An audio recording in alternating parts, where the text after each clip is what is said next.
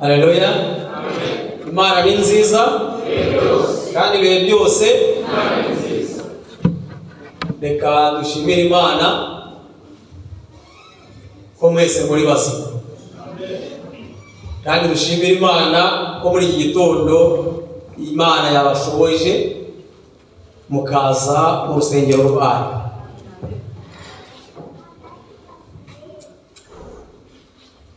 Umubwiriza wa mbere arakoze kuko yongeye kutwibutsa ubutumwa bwa marayika wa mbere.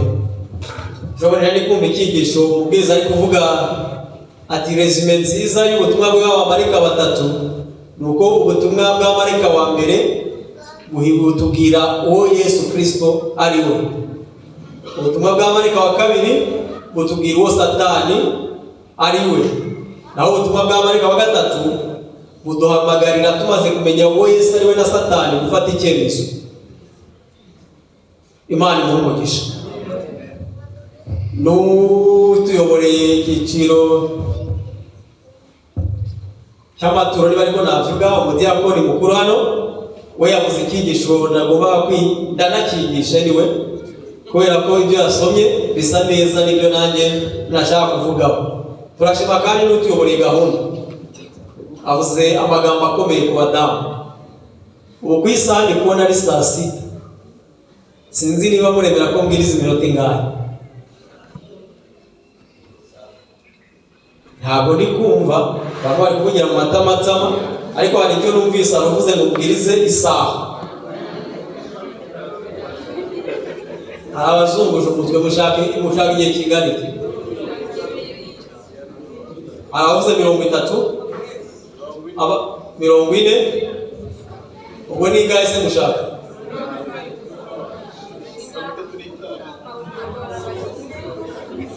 Okay. Imike yavuzwe ni 30, imyinshi yavuzwe ni isaha. Isaha ni minota 60, wongera 30 ni 90, ugabanyije kabiri twabitaga mu iki mu Kinyarwanda cyangwa mu Kirundi? Ntabwo ari mpuzandengo.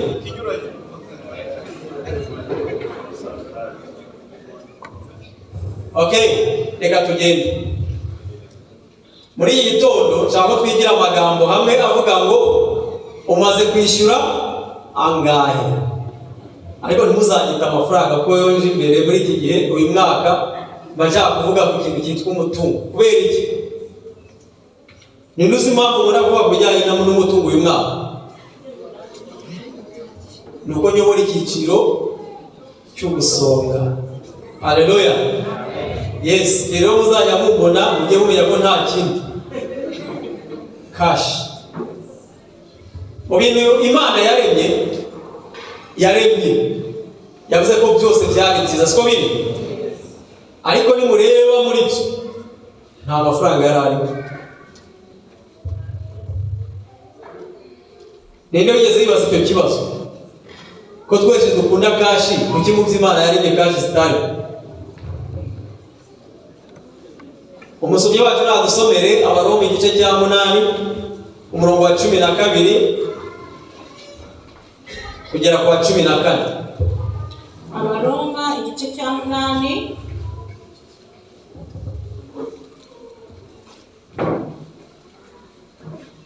umurongo 12 kugera ku 14.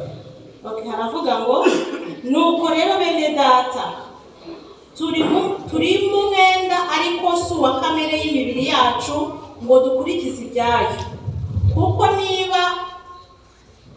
niba mukurikiza ibya kamere y'umubiri muzapfa, ariko nimwicisha umwuka ingeso za kamere muzarama. Abayoborwa n'umwuka w'Imana bose nibo bana b'Imana. Reka dusenge. Uhoraho Muremyi w'ijuru n'isi, tugira ubuntu bwo kuba turi imbere yawe nanone kugira ngo twige amagambo yawe. Yewe ugiye kuvuga ni jyewe udafite ubwenge, ariko wowe ufite ububasha n'ubushobozi n'ubwenge bushobora kubwira itorero ndetse rikumva. Nuko mfunguye akanwa kanjye kugira ngo unkoreshe uko ushaka mu izina rya Yesu. Amen. Ikintu cyitwa telefone ni ikibazo gikomeye. Umuntu wese ufite telefone atari gukoresha ayifunze byaba byiza. Muri aya magambo bamaze kudusomera, umurongo wa 12 uratubwiye ngo turi mu iki? Turi mu iki? Umeze ute? Umwenda utari wa kamere. Abantu hano muri iyi si muzima tubayeho tugira imyenda ya kamere nyinshi cyane. Amasezerano tuba twarasezeranye, yewe n'ibingibi tugenda tukikopesha tugasaba imyenda, iyo ni imyenda ya kamere. Imibanire yacu usanga ishingiye akenshi ku marangamutima ya kamere, ariko hano ijambo ry'Imana ritubwira ko turi mu mwenda ariko utari uwa kamere. Ndetse barakomeza baratubwira ku murongo wa 14 ko abayoborwa na Mwuka bose nibo bana b'Imana. Bivuze yuko uwo mwenda utari uwa kamere n'uwo abana b'Imana bafite. Haleluya. Kubera ko batari abana b'Imana bayoborwa na kamere, ariko ab'Imana bayoborwa nande? Turi mu mwenda. Abantu benshi bo mu buryo bwa kamere bagira impamvu nyinshi zituma bajya mu myenda. Hari igihe umuntu atekereza akaba ati nkwiriye kuba ku rugero runaka. Uru rugero niho ntabwo rumwiriye, ahubwo mwiriye kuba ku rugero rusumbyeho. Akaba yakora ibishoboka byose, agafata amadeni kugira ngo agere ku rwego runaka. Hari impamvu nanone ishobora guterwa no gushaka kumera nka kanaka. Umuntu akavuga ati niba kanaka agenda kuriya kuki njye ntagendako, niba ashobora kuba yahahira hariya kuki nanjye ntahahahira, niba atwara iriya modoka kuki nanjye ntayigendamo. Akavuga ati nzakora ibishoboka byose mbashe kugenda nka kanaka, mbashe kumera nkawe. Hari n'igihe umuntu ajya mu mwenda kubera ko afite ibintu ashaka ko bibi bye. Ukavuga uti ngiye gusabira ideni kugira ngo biriya bintu bigire ibyanjye, kandi ko ukarisaba bigakunda ibintu ukabigira, ariko uri mu ideni rya kamere. Dusomere ibyakozwe n'intumwa igice cya 20 umurongo wa 35. Ibyakozwe n'intumwa igice cya 20 umurongo wa 35 haravuga ngo nababereye icyitegererezo muri byose, yuko ariko namwe mukwiriye gukora imirimo ngo mubone uko mufasha abadakomeye, no kwibuka amagambo umwami Yesu yavuze ati gutanga guhesha umugisha kuruta guhabwa. Haleluya. Paulo yari yarabaye icyitegererezo cyiza, aho kugira ngo ubone ikintu igihe cyose utekereze ku ideni ndavuga ibya kamere, ikintu cya mbere ukwiye gutekereza ni ugukoresha amaboko yawe, ni ugukoresha imbaraga Imana yaguhaye, ni ugukoresha ubwenge Imana yaguhaye, ugakora atari mu mugambi wo gusaba kugira ngo ugere ku rwego runaka, ahubwo ni mu mugambi wo kugira ngo ufashe bagenzi bawe. Burya nta kintu cyiza nko gutanga. Pawulo abisubiramo akavuga ati nk'uko n'umwami wacu Yesu yabivuze, gutanga biruta iki? Ariko se niko natwe bimeze muri twebwe? Twishimira gutanga kurusha uko duhabwa. Muri kamere yacu, muri ya myenda y'umubiri, kamere y'umuntu yumva ibintu byose byaba ibyayo. Ariko mu kamere y'umwuka umuntu anezezwa no kwikuraho ibyo afite akabiha bagenzi be. Gusa ingorane turi mu mwenda atari uyu wa kamere tudashobora kwishyura. Twasomye dutangira yuko twaguzwe iby'igiciro bitangire bitari ifeza. Subi ifeza twageranya n'icyo hamwe na zahabu. Hano umuvandimwe turi kumwe imbere hamwe ngo feza na zahabu twabigereranya n'amadolari. Akabura amadolari kugira ngo niyo mafaranga akomeye cyane mu isi. N'amayero.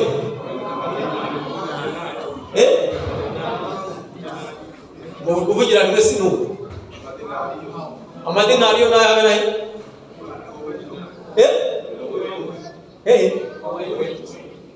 ngo ni muri Kuwait ngo niho hari amadinari, ngera nzi ko hari amapawundi, ngo nayo ntabwo mbizi. Aravuga ngo idinari iruta ipawundi, ariko urumva icyo hano batubwira ntabwo twaguzwe n'ibyo byose bifite agaciro. Buriya biriya bintu nta na kimwe gifite agaciro babwiza ukuri. Niyo mpamvu Imana irema nta na kimwe cyari gihari.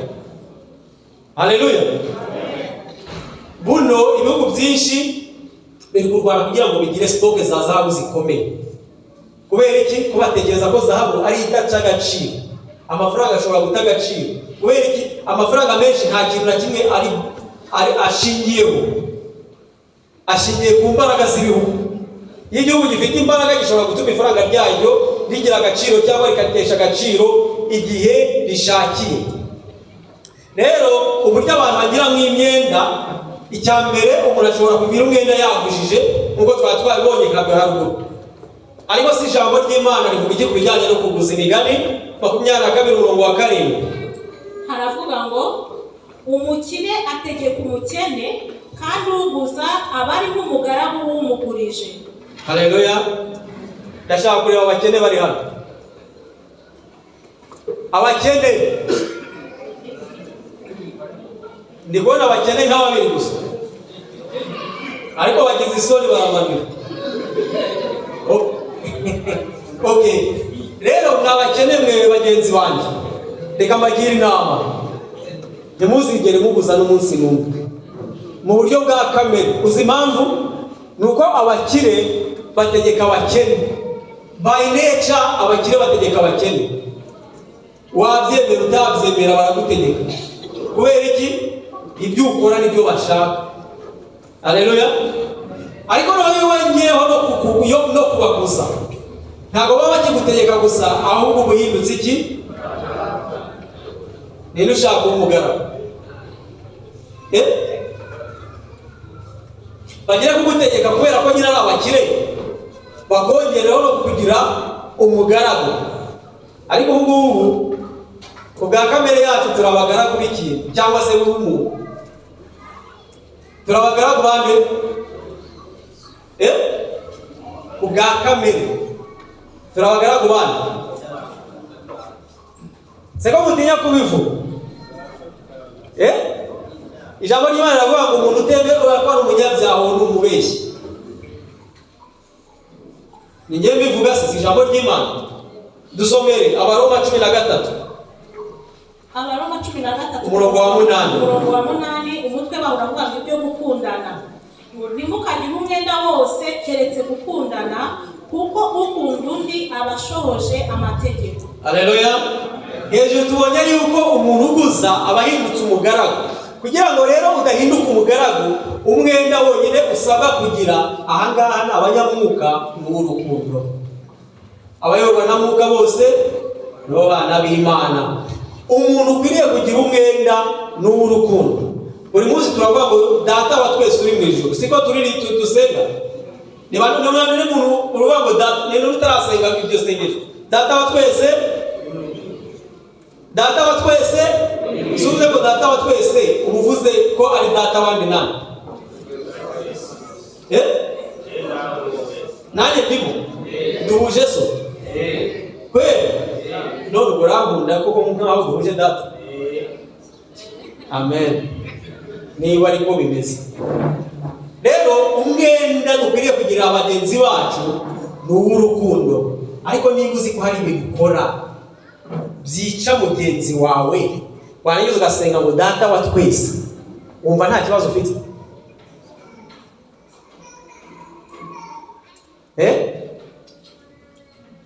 Niba uvuga ngo data wa twese, hejuru twavuze ngo mu Rwanda rwa Petero 17 ngo kandi uko uwo mwambaza mumwita so, ari ucira umuntu wese urubanza rukwiriye ibyo yakoze, ntarobanure ku butoni, mumara iminsi y'ubusuhuke bwanyu mugira gute? Agacerere karaje. Mutinya, nibyo dukwiriye gutinya. Kuko birababaje kuba wapfuka bavuga ngo data wa twese, kandi ugakorera mugenzi wawe ibintu bitigeze bibaho. So ubumwe n'ukungana.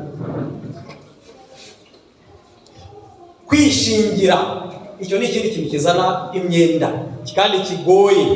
Imigani, dusomera Imigani 22:26-27. Haravuga ngo ntukabe mu bishingirisha gukorana mu biganza cyangwa abishingira abanyamyenda. Niba udafite ibyo kumwishyurira, washaka ko agutwara uburiri waryamagaho? Haleluya. Burya hari igihe umuntu akora ibintu ngo kubera hari urukundo rutari rwo, urukundo rwo mu mubiri. Umuntu akaza akakubwira ati ngewe kanaka nzi ko atampa icyo nshaka, atari ko kubera ko muri inshuti kandi nawe tukaba turi inshuti, uzi yuko rwose n'umunsabira. Ngewe hano mu rusengero harimo abantu bagiye bishingira bikarangira batishyuye, ababishingiye bakishyura. Ntibyabaye kuri bamwe? Ninde muntu waba warishingiye umuntu akanga kwishyura yarangiza akishyura? Dore nari ahantu bibabiri. Murabibona? Bibiliya yari yaratugiriye inama iti ntukishingire umuntu, ariko niba turabizera nibyo ntimaze kubabwira ko duhuje data. Niko dushobora kuza ukambwira ngo ngiye kanaka ntanyiyumva ngo genda umunsabira amafaranga, noneho kuko akwiyumva amazayaguha, noneho nanjye nzayaguha yamusubiza. Nosiko koko none warangiza ukavuga ngo ngewe nosiko tuba tukiri abavandimwe. Rero iyo uwo muntu yanze kuyishyura, nubwo nyine we sinzi icyo namwita, ariko ikosa ni iryawe. Kubera iki? Ijambo ry'Imana nakubwira ngo nureba nabi n'igitanda uryamaho kizajyanwa kubera ko wishingiye umuntu. Haleluya. Noneho icyigisho cyacu kiratangira. Iyo yari introduction. Nubwo mwampaye iminota 40 ikoreraho bike. Haleluya. Umutima wawe uzuye amaganya, abanya wasigiye Yesu ngo yinjiremo. Ushatse mwahagarara aho ngaho. Se nta yahe maganya ari mu mutima wawe muri kano kanya? Ntayo. Urareka babwira abantu twavuye iriya kure, twaje dushaka kashi. Nababwiye ko ngewe nyine nta kintu mvuga, si byose twaje dushaka kashi, kandi n'ibintu byose biduhagaritse umutima inzinshi bishingiye kuri kashi, bishingiye ku by'isi, bishingiye ku byatuzanye gushaka. Ntabwo mvuga yenda bose, ariko abenshi muri twebwe. Ariko reka mbabwire bamenere ibanga no kugira ibyo ngibyo si amahoro. Nubwo kutabigira biduhangayikishije, ariko kubigira ari byinshi ntabwo ari amahoro. Tugiye kwiga umugabo Salomo. Ibyo nababwiye ko uwigishije mu kanya ku by'amaturo yavuze ibyanjye. Umugabo Salomo yasabye ubwenge, Imana iramumuha. Ntiyamuha ubwenge gusa, imuha n'ubukungu. Uwo mugabo Salomo Imana yamwiteguye ko azubaka urusengero rwayo, kandi koko yaranarwubatse.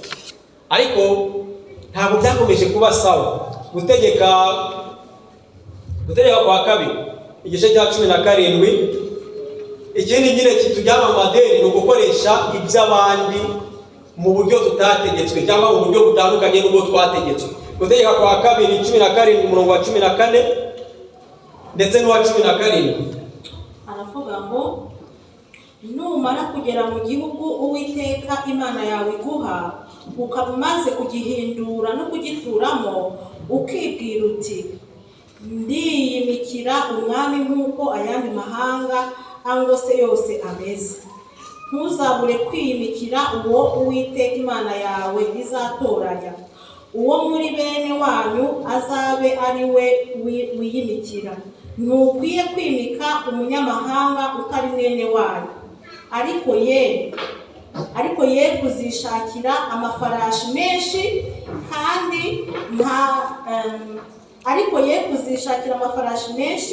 kandi ntazasubirizeyo abantu muri Egiputa kugira ngo yigwirize amafarashi menshi, kuko Uwiteka yababwiye ati ntimuzasubira ukundi muri ya nzira. kandi ye kuzashaka abagore benshi kugira ngo umutima we udahinduka ukava ku Uwiteka, kandi ye kuzarushaho kwishakira ifeza n'izahabu byinshi. Uwiteka Mana ukomeye cyane, amagambo yawe arakomeye ndetse twayaguye kuva kera ariko biratugora kuyasohoza. Niyo mpamvu tukwinginze ngo utuyoboze umwuka wawe wera, kandi nanjye ukomeze kunyobora muri iki kiganiro mu izina rya Yesu, amen. Abisirayeli bari kuva muri Egiputa, Imana yarabarebye ibona bazakenera umwami, kandi koko igihe cyarageze baramukenera, ariko Imana yari yarashyizeho uko uwo mwami akwiriye kuba. Ntabwo yagombaga kuba ari uwo mu banyamahanga. Burya bibajya bigora iyo dufite umuyobozi mu itorero utari umudive. Haleluya. Bijya bibaho abantu bagatora bakurikije amarangamutima yabo, ariko ugasanga batoye umuntu utari umudive. Imana yari yararebye ibwira Abisirayeli ati ntimuzigere mutora umuntu utari umwisiraheli, ntimuzigere mumuhitamo ngo abe umwami. None bigeze ku mwami, Imana iravuga ati uwo mwami ntakwiriye kwishakira ubutunzi bwinshi, amafarashi n'ibindi bintu. Imana irangira avuga ngo ntazigere yishakira iki? Abagore benshi. Haleluya. Hari abantu abari mu itorero ariko ari no mu yandi matorero, akaba ari hano physically ariko umutima we uri mu yandi matorero. Ukumva arajya akubwira ati mwebwe se ko mutanakora ibitangaza, mwebwe se ko mudasengera abantu ngo bakire, kandi akaba atarigeze abwira n'umuntu n'umwe wo mu itorero yenda yagize ikibazo ngo namufashe gusenga. None kandi ugasanga uwo muntu ashobora kwibona ari umuyobozi. Rero ingorane ikunze kubaho, twica gahunda Imana yashyizeho, kandi Imana niyo iba yatanze gahunda. Ijambo ry'Imana ritubwira muri Zaburi 24 ko ibyo mu isi byose n'ibyaremwe byose ari iby'Uwiteka. Turasaba mushiki wacu dusomera urwa mbere, igitabo cya mbere cyo ku Ngoma 29:14. Imana imaze kugira ibintu ubwayo yashyize, imaze guha Abisirayeli igihugu cy'isezerano, kuko ntawe cyari cyabo, yabahaye uburyo kizayoborwa. Umwami Salomo aje ahakana iby'Imana yari yamubwiye. Ntabwo yabihakanye mu magambo, ahubwo yabihakanye mu bikorwa. Dusomere Ingoma abitwa ku Ngoma cya mbere igice cya 29 ku murongo wa 14. Haravuga ngo ariko nkanjye ndinde n'abantu banjye byatuma dushobora gutura tubikunze dutyo rwose, kuko byose ari wowe biturukaho, kandi ibyawe akaba ari byo tuguhayeho. Aho ngaho aribaza ati twege turi iki? Yewe umwami n'abantu banjye turi iki? Twabasha gutura gutya? Ariko hari amagambo nshaka muzirikana. Yaravuze ngo kuko ibyo tuguhaye byose ari wowe bigize gute? Ni wowe biturukaho. Akenshi hari igihe dufata ibintu, umuntu akaza agatura akumva ko igikorwa gikomeye cyane, agatanga ikintu runaka ku rusengero, impano runaka, akumva ari umuntu ukomeye uruta n'abandi. Ariko hano Dawudi yarabyitegereje areba atari ko arasa ubundi ibyo tukuzanira n'ubundi ko ari wowe biduhaye. Ese ni bande bemera ko ibyo bafite ari kubera Imana, ari iby'Imana yabahaye? Ndashaka kureba abantu bemera ko ibyo bafite ari Imana yabibahaye. None kuki mutabiza?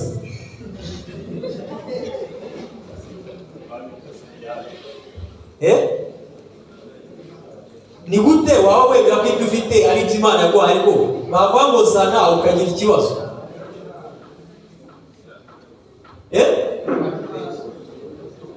Salomo rero na Dawudi ibi barabibonye. Dawudi ashima Imana ati n'ubundi ni wowe wabiduhaye.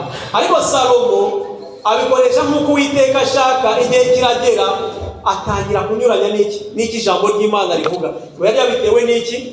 Yari ageze ku rwego abona ngo akungahaye ameze neza. Igihe abandi bami bamuzengurutse bazaga kumwigiraho, watangira kubona ko akwiye kugirana ubucuti nabo. Umwami wa mbere wagiranye ubucuti ni Egiputa, kuko nicyo gihugu kindi cyari gikomeye ngo cyari mu majyepfo y'ubwami bwa Isiraheli. Abigenza ate?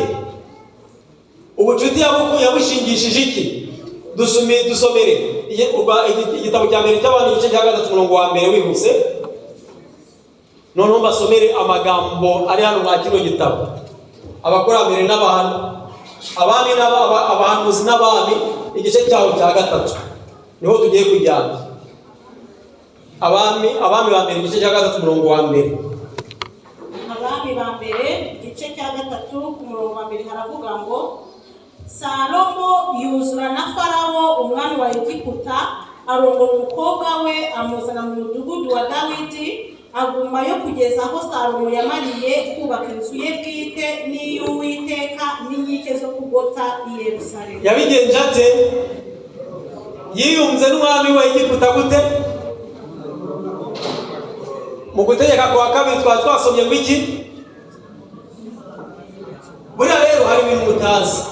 Uwiteka yarababwiye yuko umwami niyima muri Isiraheli azajya ku isanduku y'isezerano, akabwira abatanzi bagafata cya gitabo Mose byanditse cy'amategeko, nawe akayandika, noneho akayagira gute? Akajya yasoma igitondo n'ikigoroba. Salomo yari abizi yuko umwami adakwiriye kurongora umunyamahanga. Rero Salomo yatangiriye kuri Egiputa. Uwiteka yari yarababwiye ko batakwiye kuzasubiza iki?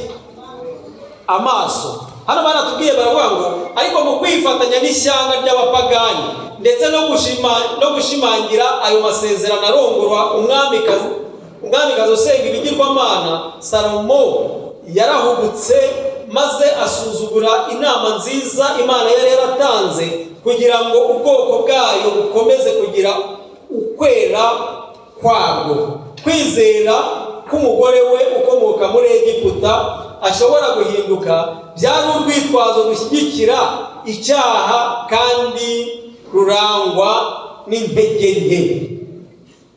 Bantu murongora abanyamahanga, mwizeye ko bazahinduka. Mujye mwigira muri Salomo. Ese yarahindutse?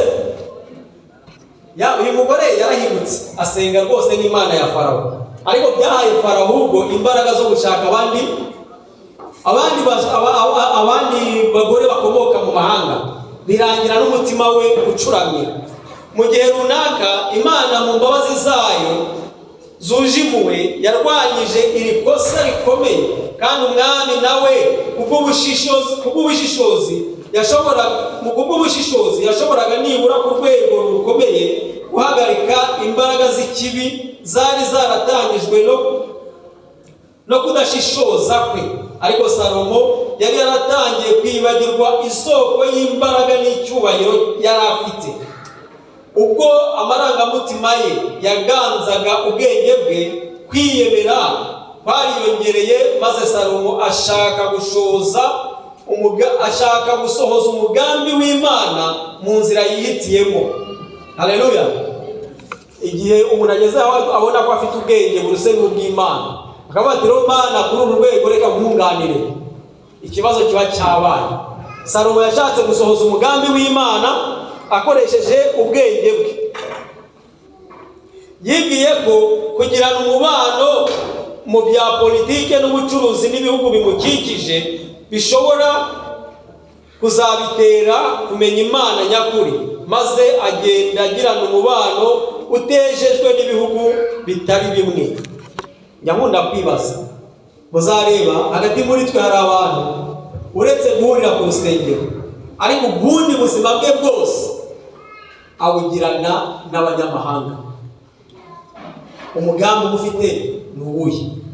Iyo urebye abantu bagusura, iyo urebye abantu musangira ku meza, iyo ugize ikibazo abo uhamagara, nutekereza ugasanga abo bose batari abo mu itorero, ujye umenya yuko uri ku nzira inyerera nk'iya Salomo.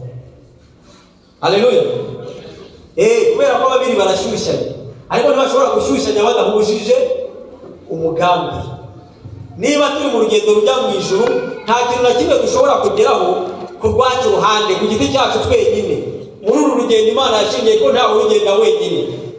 Baravuga abagenzi niyo baba barabaswa, iyo nzira ntibazayiyoba. Ariko se n'ubu uri umuswa uri wenyine? Ikosa Salomo yakoze, yibwiraga ko akomeye bihagije ku buryo byamubashisha kudakururwa n'abapagani. Yifatanije nabo, ryari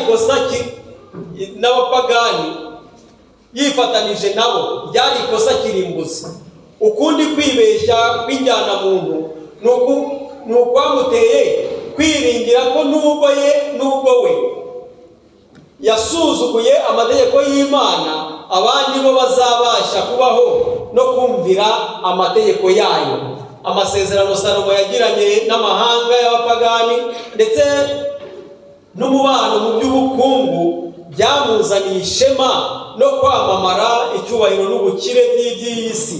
Yashoboye kugira ubukire bwinshi bw'izahabu azikuye Ofiri n'ifeza zitarushisha, kandi i Yerusalemu umwami ahagwiriza ifeza n'izahabu bitekerezwa ko ari nk'amabuye n'ibiti by'imyerezi, atuma bingana n'imivumu yo mu bibaya ubwinshi. Mu gihe cya Salomo ubutunzi n'ibishuko bijyana nabwo byariyongereye mu bantu, ariko imico myiza yagereranywaga na zahabu yagendaga yangirika kandi igahindana. Ubutunzi twese turabukeneye, ariko uko tubugwiza niko ingeso zacu zigenda ziba mbi, kubera ko uburyo tubugwizamo nazo usanga atari bwiza. Ariko mwari muzi, reka mbibiri bantu, Salomo nk'umwami w'umunyabwenge aretse gutegeka cyangwa se ingoma irangiye, igihugu cyacitsemo kabiri. Haleluya! Igihugu cyagize gute? Kubera iki?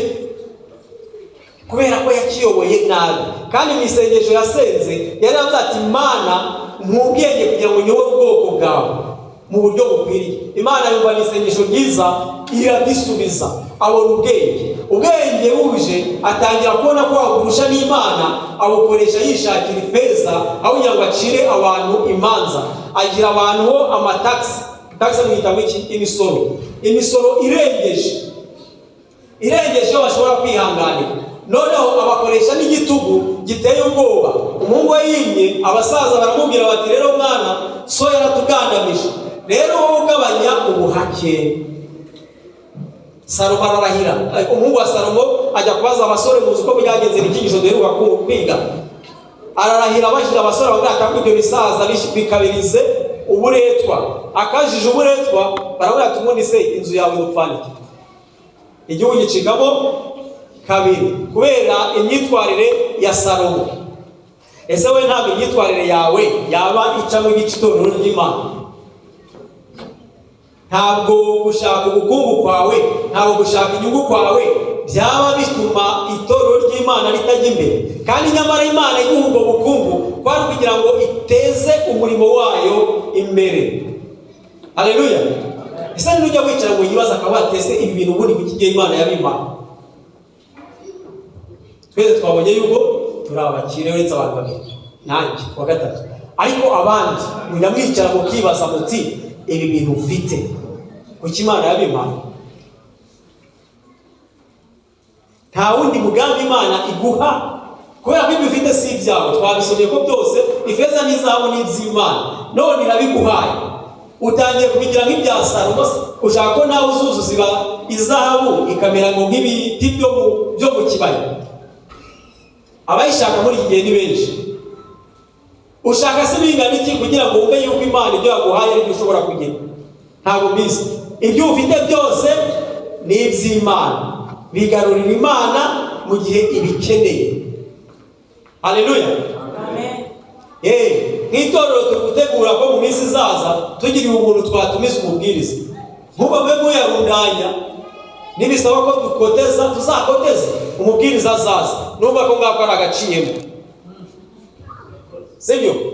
Noneho hano barakomeje barandika baravuga ngo yakiriye ibishuko bitewe no kugera ku byo yifuza ndetse n'umwanya w'icyubahiro yari afite, maze yibagirwa isoko yo kugubwa neza kwe kubw'inyungu za bwite, inyota yo gushaka kurusha andi mahanga yose imbaraga no gukomera yamuteye gukoresha nabi impano ijuru ryamuhaye yari asanzwe akoresha ku bw'ikuzo ry'Imana. Amafaranga yagombaga kuba yarashyizwe mu bubiko bwera ngo azunganire abakene bayakwiriye, kandi ngo akoreshwe mu gusakaza amahame y'imibereho itunganye mu isi yose, yayishyiriye mu mishinga yarararikiye yarimo kwikunda.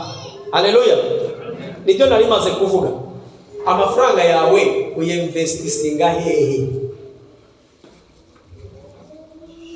Aho ntago ari mu byo urariki, aho ntago ari mu byo utekereza ko bizatuma ugaragara nk'umuntu ukomeye. Nyamara ijambo ry'Imana riratwereka hano ko icyo Salomo yagomba gukoresha amafaranga kwari ukuyazana mu bubiko bw'Uwiteka, agafasha abakene, agakoreshwa mu ivugabutumwa kugira ngo abantu bamenye imico y'Imana. Ariko we yashatse kwamamaza imico y'Imana mu bwenge bwe, atazi yuko uko kuyoba kwe kuzatuma n'abandi bayoba.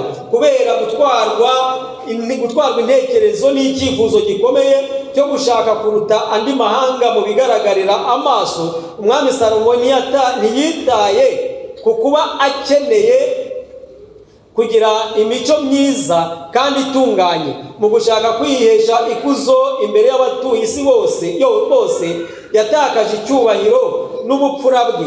Inyungu nyinshi cyane zavaga mu bucuruzi yagiranaga n'amahanga menshi ziyongeragaho imisoro ihanitse yakaga. Uko niko ubwibone, kurarikira, gusesagura no kwikanyiza byabaye ubugome n'ubwambuzi.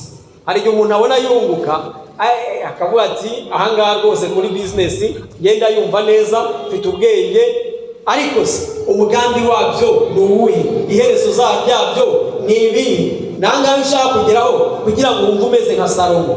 Salomo yari yarahawe ubwenge butangaje, ariko isi yamutandukanije n'Imana. Muri iki gihe abantu ntibakomeye kurusha Salomo.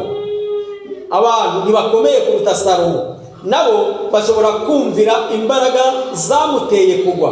Nk'uko Imana yaburiye Salomo ku kaga yari agiye guhura nako, niko no muri iki gihe iburira abana bayo kudashyira ubugingo bwabo mu kaga bifatanya n'ab'isi.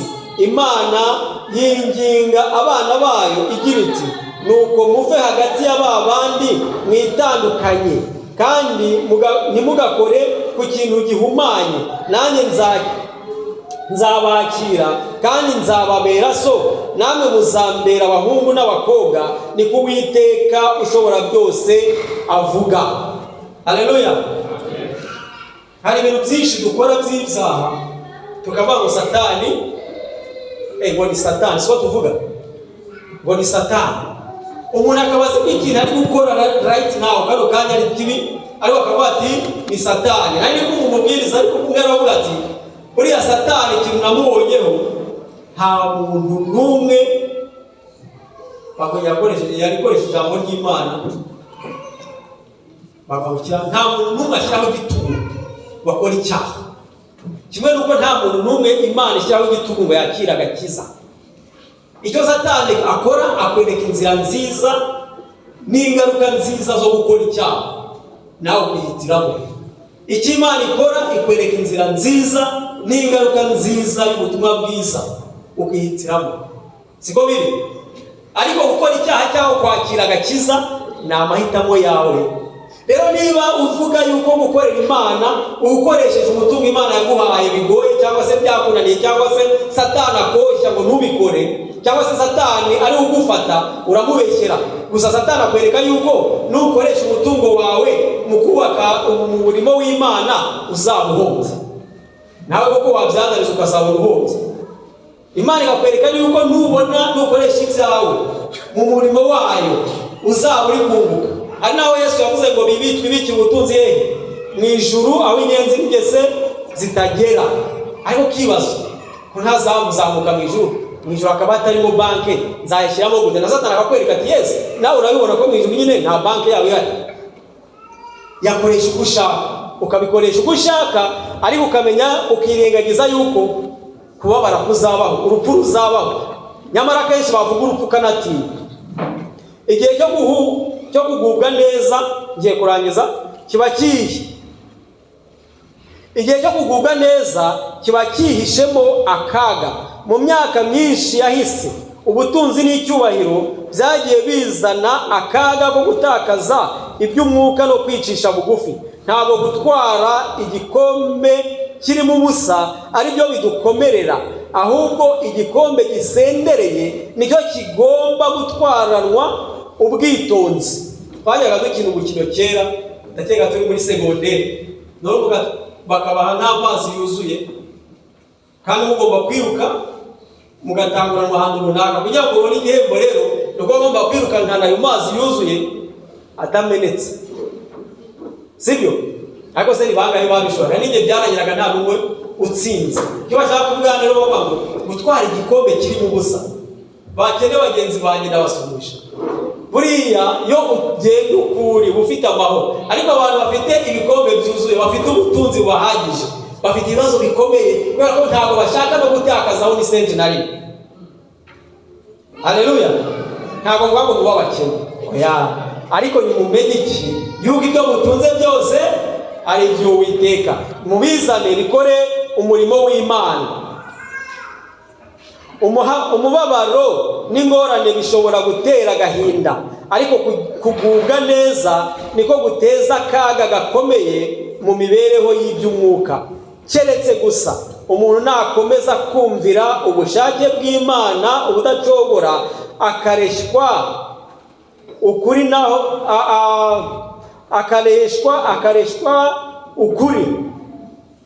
akereshwa ukuri, naho ubundi kugubwa neza kuzabyutsa kamere iganisha ku gushidikanya.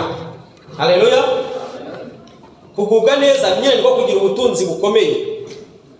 Kugubwa neza ni byiza, nta muntu n'umwe utanezererwa aguwe neza, ariko mu bijyanye n'umwuka bitwibagiza inzira y'Imana, bitwibagiza ibifite agaciro, bitwibagiza ibyadufasha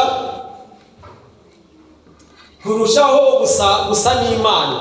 Igice cya kabiri cy'indirimbo y'Ijana aravuga ngo iby'iyi si byamarira iki ntari kumwe nawe, byose nzabihara ku bwawe.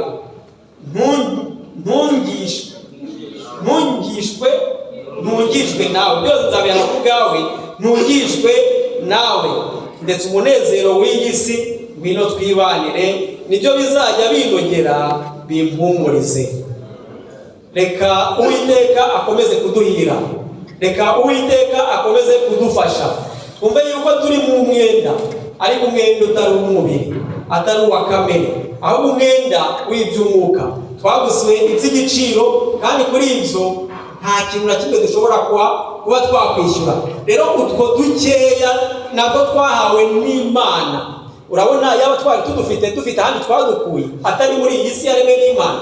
Utwo dukeya twakuye mu by'Imana, ntabwo twari dukwiye kutwikundirizaho, ahubwo twari dukwiye kudutanga kugira ngo na bagenzi bacu bataramenya ubutumwa bwiza babashe kubumenya. Twari dukwiye kudutanga kugira ngo na bagenzi bacu bicaye isazi mu jisho nabo barebe ko banywa icyayi bagasusuruka mu gihe cy'imbeho. Reka Uwiteka adushoboze, reka Uwiteka aturwanire. Mbere yuko dusoza ngiye gusenga. Mwamukomeye cyane, ndagushimiye kubw'aya magambo yemeye ko twumva muri kano kanya. Ari jyewe mwamufashe kugira ngo ngirirwe ubuntu bwo kumva yuko ntacyo nazanye mu isi. Yobu yaravuze ngo navuye mu nda ya mama ntacyo nambaye, kandi nzasubira mu nda y'isi nambaye ubusa. Reka nimara gusobanukirwa n'ibyo, rero kugira ikintu na kimwe mwizirikaho. Niko nisabiye kandi nsabira na mugenzi wanjye uguteze amatwi muri kano kanya, mu izina rya Yesu. Bifemu wino wiga gutuza chapiti isomo rimwe gusa nateguye bifemu we ariko nanze kugenda ntacyo mvuze. Ni Zaburi